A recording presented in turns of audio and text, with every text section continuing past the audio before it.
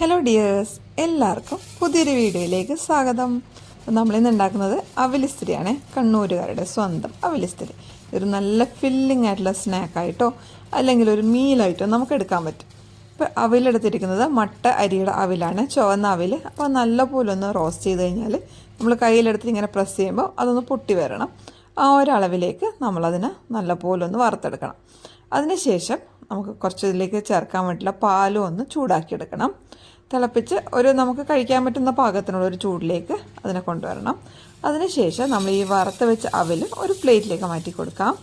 ഇനി അതിലേക്ക് ഒന്ന് നികത്തിയതിന് ശേഷം നമുക്കൊരു റോബസ്റ്റ പഴമാണ് ചേർക്കേണ്ടത്. എനിക്കവിടെ റോബസ്റ്റ പഴം കിട്ടാത്തതുകൊണ്ട് ഞാനൊരു ഫിലിപ്പീൻസ് പഴം എടുത്തിട്ടുണ്ട്. അത് നല്ലപോലെ ഒന്ന് വട്ടത്തിലരിഞ്ഞിട്ട് അതിലേക്ക് ഇട്ട് കൊടുക്കാം. ഇനി നമ്മൾ അതിലേക്ക് ചേർക്കുന്നത് നേരത്തെ തിളപ്പിച്ച് വെച്ചിട്ടുള്ള പാലാണ്. അത്യാവശ്യം ചൂടിൽ തന്നെ നമുക്ക് ഒഴിച്ചു കൊടുക്കാം. അതൊന്ന് ഫുള്ളായിട്ട് റൗണ്ട് ചെയ്തൊന്ന് ഒഴിച്ചതിന് ശേഷം നമുക്കതിലേക്ക് ആവശ്യത്തിന് പഞ്ചസാര ചേർത്ത് കൊടുക്കാം. വേണമെങ്കിൽ മാത്രം പഞ്ചസാര ചേർത്താൽ മതി. പിന്നെ നമ്മൾ ചേർക്കുന്നത് ഓമപ്പൊടിയാണ്.